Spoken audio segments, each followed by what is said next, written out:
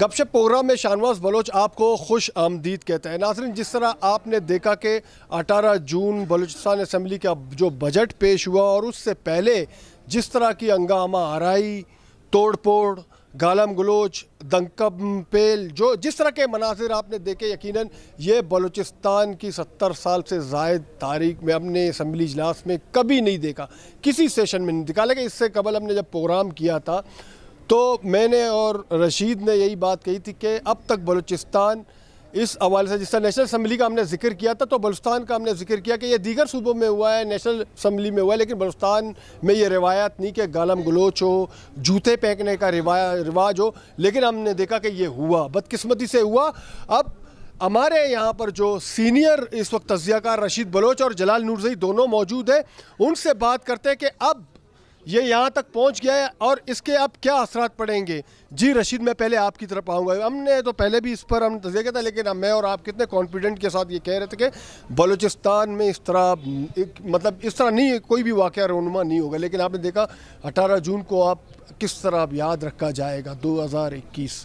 دیکھیں، میرے خیال میں آپ 70 سال 72 سال کی بات کر رہے ہیں، یہ 70-72 سال نہیں بلکہ یہ صدیوں پرانی ہماری روایتیں، ہماری دشمنیاں ہوئی ہیں، خون خرابہ ہوا ہے، لیکن گالم گلوچ یا جوتا پھینکنا، بدتیزی بھی کبھی نہیں ہوا ہے۔ یہ پہلی بار ہم نے دیکھا کہ میں یہ نہیں کہتا ہوں کہ ایک طرف سے ہوا ہے، دونوں طرف سے ہوا ہوگا۔ غلطی حکومت کی جانب سے بھی ہے، غلطی اپوزیشن کی جانب سے بھی ہے، دونوں طرف سے ہوگا، لیکن یہ دیکھنا ہوگا کہ یہ اس تک حالات کو اس طرح آپ کیسے پہنچانے کی طرف لے جا رہے ہیں۔ اور یہ کہ مجھے ایسا لگتا ہے کہ جو پارلیمنٹ ہے، پارلیمنٹ کو جو ہے آپ نے اس طرح کے قومی اسمبلی میں کیا، آپ نے دیکھا کہ شیخ روہیل نے کیا کہا، اس نے کہا کہ یہ گالیاں جو ہے پنجاب کی وہ کلچر ہے۔ آج میں پڑھ رہا تھا، بہت سے دانشوروں نے، لکھاریوں نے جو ہے شیخ روہیل کو جو ہے وہ کافی حد تک جو ہے وہ اس کو کافی وہ کی کہ یہ گالی کسی قوم کا کلچر، کسی خطے کا کلچر نہیں ہو سکتا، ٹھیک ہے نا۔ یہ ابھی بلوچستان پہ ہمیں ہمیشہ فخر ہوتا تھا، ہم کہتے تھے اختلافات جس بھی نیچ پہ جائیں گے لیکن اس میں گالم گلوچ یا جوتا پھینکنا یا ایسے معاملات کبھی نہیں ہوں گے، لیکن بدقسمتی سے یہ ہو گیا ہے۔ یہ ایک سیاہ تاریخ کے طور پر جب بھی بلوچستان کے حوالے سے بلوچستان کی پارلیمانی تاریخ لکھی جائے گی، یہ سیاہ دن اس میں ضرور جو ہے اس کو یہ لکھا جائے گا۔ اچھا، میں آپ جلال نورزئی کی صاحب کی طرف آتے ہیں، ہمارے ساتھ ہمیشہ گپ شپ کے پروگرام میں حصہ لیتے ہیں۔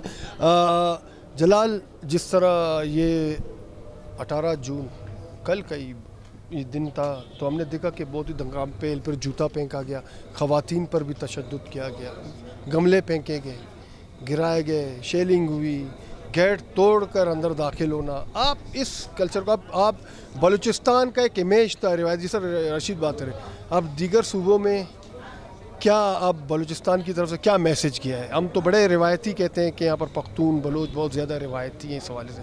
دیکھیں شاہنواز، بدقسمتی سے بہت برا ہوا ہے، ایسا نہیں ہونا چاہیے تھا، اور پھر حزب اختلاف کی یقیناً ایک سنجیدہ فورم ہے یہ بھی، اور بڑی جماعتوں سے وابستہ تھے یہ سارے لوگ، اراکین بھی، لیکن اس میں یہ سمجھتا ہوں کہ بہت زیادہ ذمہ داری پھر یہ حکومت کی بھی بنتی تھی، اور جام کمال صاحب وہ صوبے کے چیف ایگزیکٹو ہیں، ان کی ذمہ داریاں بنتی تھی، اور اسمبلی کے اسپیکر عبدالقدوس بزنجو، اور پھر یہ اس کی رسپانسبلٹی تھی کہ وہ اسمبلی کے باہر اور اسمبلی کے اندر ان معاملات کو پہلے سے ہی دیکھتے ہیں، چونکہ اس کی ایک اپوزیشن کے اس حوالے سے ارادہ تھا کہ وہ اپنے اس احتجاج کو آخری حد تک لے جائیں گے، یہ تھا۔ اسپیکر کہاں سو رہے تھے؟ میں تو یہ سمجھتا ہوں کہ اس پورے عمل میں اسپیکر بھی ملوث اور شریک تھے، کہ جیسے اسپیکر چاہ رہے تھے کہ یہ سب کچھ ہو۔ گورنمنٹ کی جو میں رسپانسبلٹی کی بات کرتا ہوں وہ یہ ہے کہ یہ 4-5 روز سے یہ ان کے احتجاج کا یہ سلسلہ چلتا رہا، اور پھر حزب اختلاف کی ریکوزیشن پہ 14 جون کو اجلاس طلب کیا گیا تھا۔ اس اجلاس میں بھی ایک رکن حکومتی بینچوں سے ایک بھی رکن شریک نہیں ہوا تھا، اور پھر یہ پورے دن پھر اس دکم پیل سے، اس ہنگامے سے، اس فساد سے ایک دن پہلے اپوزیشن جماعتوں کی اپیل پر صوبے کے مختلف اضلاع کے اندر قومی شاہراہیں بند کر دی گئی تھی, احتجاج ہوا تھا, اس کو بھی انہوں نے سنجیدہ نہ لیا. یعنی اس کو سنجیدہ لے لینا چاہیے تھا اور ان سے بات ہونی چاہیے تھی, ان کے ساتھ بات چیت ہونی چاہیے تھی تاکہ ایک مسئلہ کسی منطقی نتیجے تک پہنچے. حکومت اگر اس حوالے سے سنجیدگی دکھاتی تو میرا پورا یہ یقین تھا کہ یہ احتجاج بھی ختم ہوتا اور بڑی خوش اسلوبی سے بجٹ اجلاس بھی اپنے اختتام کو پہنچتا. اور پھر یہ معاملات سیاست کے اندر احتجاج دھرنا یہ اس کا حصہ ہے. حزب اختلاف کے لوگ اگر گورنمنٹ نے آپ کو جانے نہیں دیا ہے یا پھر یہ آپ کا یہ اقدام آپ نے اس کا تالے لگانا اور پھر اندر گملے پھیلنا یہ بہت ہی برا ہے. لیکن اس پہلو کو بھی آپ مد نظر رکھ کے کہ جس طرح بختر بن گاڑی کے ذریعے گیٹ توڑ گئے, یہ تو میں تو کہہ سکتا ہوں خدا نخواستہ اس میں تو کوئی موت واقع ہو سکتی تھی. اس میں اراکین اسمبلی زخمی ہوئے, فریکچر ہوئے ہیں. تو اس پوری صورتحال کو اول تو یہ ہے کہ اس کو انتہا میں نہیں جانا چاہیے تھا حزب اختلاف کو, اور حکومت پر زیادہ ذمہ داری اس لیے تھی کہ آپ حکومت ہو, آپ کے پاس وسائل ہے, آپ کے پاس فورسز ہے اور آپ کے پاس فرمان کا اختیار ہے, تو یہ بات ہونی چاہیے تھی. اور پھر اجلاس سے ایک دن پہلے ہی ایسی صورتحال ہونی چاہیے تھی تاکہ اس کی پیش بندی ہوتی. اچھا, یہ جو اب میں پہلے رشید کا لوں گا پھر آپ کا.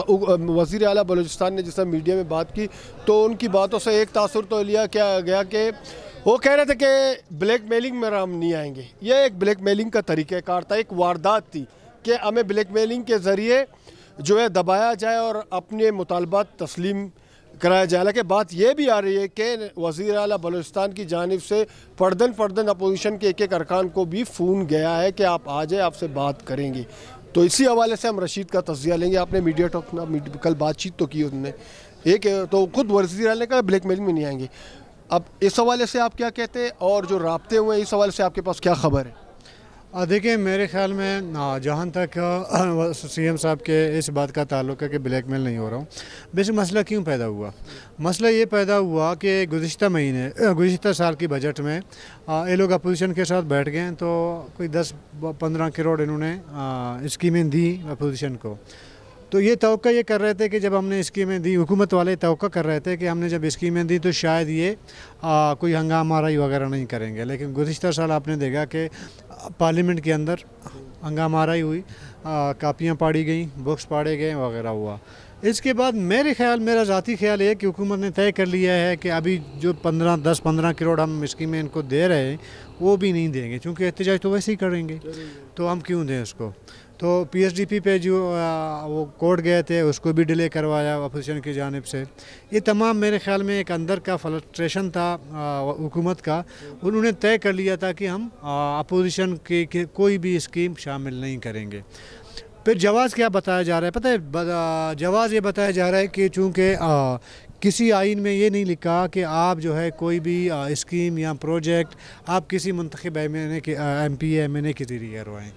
آپ نے جو ہے متعلقہ ڈپارٹمنٹ سے پوچھنا ہوتا ہے کہ ان کو کہاں پہ کس چیز کی ضرورت ہوتی ہے. یہ تو آپ نے پہلے بھی بتایا تھا اس طرح. جی ضروری نہیں ہے کہ غیر منتقل, یہ کہہ رہا ہوں کہ بلیک میلنگ اور میں اسی پہ آ رہا ہوں نا. لیکن دیکھیں ایک روایت رہی ہے, کیا آج M P A M N A وہ اپنے اسی بنیاد پہ وہ فنڈ نہیں لے رہے؟ آج یہی حکومتی چلیں ٹھیک ہے, اگر اپوزیشن کو نہیں وہ تو سردار یار محمد رند ناراض ہے. پھر میں کہتا ہوں جو کابینہ کے لوگ ہیں کیا ان کے کہنے پہ اسکیمیں نہیں ڈالی گئی ہیں؟ وہ تمام محکموں کے ڈپارٹمنٹس نے لا کے جو اسکیمیں ڈالی ہیں, ایسا نہیں ہے. ایک ٹھیک ہے قانون اپنی جگہ ہے, میں مانتا ہوں کہ ادھر پارلیمنٹ میں قانون سازی ہونا چاہیے, پارلیمنٹرین کو قانون سازی کرنی چاہیے. لیکن چونکہ یہ روایت ہے کہ جو بھی منتخب نمائندہ ہوگا وہ چاہے گا کہ میرے علاقے میں میرے مرضی پہ فنڈ آ جائیں, اسکیمیں بنی, کیونکہ اگر یہ تو روایت ہے آپ کے 70 سال کا. آپ کے پڑوسی ملک ہے انڈیا, وہاں پہ بھی یہی چل رہا ہے. کہیں پہ بھی میں تھرڈ ورلڈ کی بات کر رہا ہوں, یہی چل رہا ہوتا ہے. یہ جواز دیکھیں حکومت کی جانب سے قابل قبول نہیں ہوگا. یہ بلیک میلنگ نہیں ہے, یہ ہر علاقہ دیکھیں جو غیر منتخب لوگ ہیں, ایک سیٹنگ ایم پی اے کے علاقے میں پشین کا آپ کو مثال دیتا ہوں. پشین میں 3 ایم پی ہیں, 1 ایم این اے. ادھر میں ایک جو ہے غیر منتخب شخص جو ہے وہ تمام اسکیمیں بانٹ رہا ہے, ٹھیک ہے, تو وہ کیا کرے؟ تو کمپٹیشن تو ہے پارٹیوں کا نا. تو ہم سمجھتے ہیں جن کو فنڈ دیا جا رہا ہے ان کو آنے والے الیکشن کے لیے تیاری کی جا رہی ہے. لوگ تو یہی دیکھیں گے یار میں نے جس کو ووٹ دیا وہ تو کام ہی نہیں کر رہا, جس کو میں نے ووٹ نہیں دیا, جو ہار گیا ہے, جو الیکشن جس نے فائٹ نہیں کیا ہے وہ تو اسکیمیں بھی دے رہا ہے, پانی کا اسکیمیں بھی دے رہا ہے, روڈ بھی دے رہا ہے, بجلی کا مسئلہ کہیں پہ کوئی کمبا لگانا ہے وہ بھی دے رہا ہے. تو میں منتخب نمائندے کو کیوں ووٹ دوں, میں تو اس کو ووٹ دوں. یہ سارا گیم آنے والے میرے خیال میں پلاننگ کا حصہ ہے تاکہ جو غیر منتخب لوگ ہیں ان کو کسی طریقے سے منتخب کرایا جا سکے. جلال نور زئی صاحب, آپ کی طرف اسی سوال کے حوالے سوال تھا. پہلے جو میں نے سوال رکھا کہ بلیک میلنگ, ایک تو وزیر اعلیٰ کی طرف جانب سے بات کی گئی, اور دوسرا انہوں نے یہ بھی اشارہ دیا کہ لگتا ہے بی این پی اپنے موقف سے پیچھے ہٹ گئی. کہا کہ اسلام آباد کا انہوں نے ذکر کیا کہ میں نے کہا کہ ہم سڑکوں کا جال بچائیں گے, شاہراہوں کا بنیادی سہولیات. تب اختر منگل نے کہا ہم نے اس لیے ووٹ نہیں لیا, ہمارا موقف کچھ اور ہے. تو ظاہر سی بات وہی 6 نکات والا ہو گئے. کہتے ہیں لگتا ہے بی این پی اپنے بیانیے سے پیچھے ہٹ گئی. اب بلیک میلنگ, اپوزیشن کے اپنے موقف سے پیچھے ہٹنا, اس بیان کو آپ کس طرح دیکھتے ہیں؟ دیکھیں یہ تو اب بی این پی کی اپنا ان کا ایک نقطہ نظر ہے, یا وہ سمجھتی ہے کہ کس طرح سیاست کی جائے اور آگے کے معاملات کس طرح وہ طے کیا جائے. اور یقیناً انہی نکات پر اور اسی پالیسی کے تحت انہوں نے اس کی حمایت کی تھی, عمران خان کی حمایت کی تھی. پھر اس کے بعد سینٹ چیئرمین الیکشن میں اس کا ساتھ دیا تھا. اور پھر اس سے پہلے نون لیگ, نیشنل پارٹی اور پشتونخوا میول پارٹی کی حکومت کے خلاف تحریک عدم اعتماد میں ان کی لیڈنگ رول تھی. خود سردار اختر منگل نے کوئٹہ پہنچ کے اس میں حصہ لیا تھا. یہ ساری چیزیں تو ہے. اب دوبارہ انہوں نے رجوع کر لیا ہے, وہ وہاں اتحاد سے نکل آئی ہے گورنمنٹ سے, وفاق میں مرکز سے, اور یہاں وہ حزب اختلاف کا حصہ ہے. وہاں پہ بھی وہ اس کی مخالفت میں جا کے بیٹھ گئے اور اس وقت پی ڈی ایم کا حصہ ہے. یہ ایک معاملہ ہے. لیکن اگر بات ایک عمومی سیاست کی جائے تو پھر ٹھیک ہے, یہ سارے معاملات پھر جائز ہیں. اور اگر بات نظریات کی جائے, اصولوں کی جائے, تو بی این پی نے میرے خیال سے عدم اعتماد کی تحریک کے اندر بھی بہت بڑی انہوں نے ایک اس کے لیے میں ابھی سخت لفظ استعمال کرنا تو مناسب, تو میں کہتا ہوں کہ یہ درست نہیں تھا. اور پھر اس کے بعد سینٹ چیئرمین اور پھر اس طرح آرمی چیف کی ایکسٹینشن والا معاملہ, اس میں اس کی حمایت کرنا, عمران خان کی حمایت کرنا, اور پھر آصل بزنجو پر ترجیح دینا, اس کو سنجرانی کو ترجیح دینا, یہ سارے معاملات یہ ہوئے ہیں. پھر یہ اصولی نہیں ہے, یہ پھر نظریاتی نہیں ہے, یہ ایک عمومی جو ایک سیاسی ایک چلن ہے ملک کے اندر, صوبے کے اندر. آپ اس کو اس سیاست کے نگاہ سے دیکھ سکتے ہیں. اصول اور نظریات کا اسے نام نہ دیا جائے کم از کم. بلکہ میرا تو یہ خیال تھا کہ جب پی ڈی ایم کی تشکیل سے پہلے میری تو یہی رائے تھی کہ اس کے اندر بڑی جماعتیں, خصوصاً پشتونخوا میول پارٹی یا وہ لوگ جو اس بھی اختلاف کے وقت متاثر ہوئی تھی, وہ تو سب سے پہلے یہی نقطہ رکھتے کہ سب سے پہلے جمعیت علماء اسلام, بلوچستان سردار اختر منگل کی بلوچستان نیشنل پارٹی اور پاکستان پیپلز پارٹی, وہ سب سے پہلے اپنی اس کیے پر معافی مانگے کہ آپ نے بلوچستان کے اندر کسی کے کہنے پر عدم اعتماد کی تحریک میں جو سازش ہوئی تھی, آپ نے اس پروگرام میں جلسے میں میں یہ